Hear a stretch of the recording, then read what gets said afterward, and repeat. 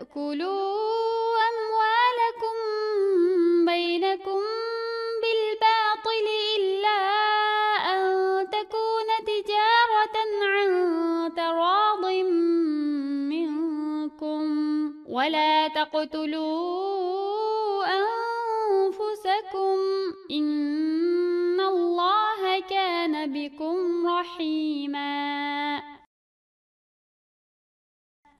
Allahqa, onun payg'ambariga iymon etgan va islom shariatiga amal qiladigan kishilar, bir-biringlarning mol-mulkini yo'lsizlik bilan yevilish sizlarga halol emas. Faqat shariatning ko'rsatmasi bo'yicha ikki taraf rozi bo'lishib qilishgan savdo-sotiq orqali erishilgan narsalar haloldir.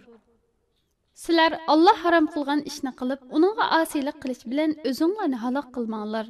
Allah buyurgan va man'iy qilgan ishlarining hammasida sizlarga haqiqatan mehribondir.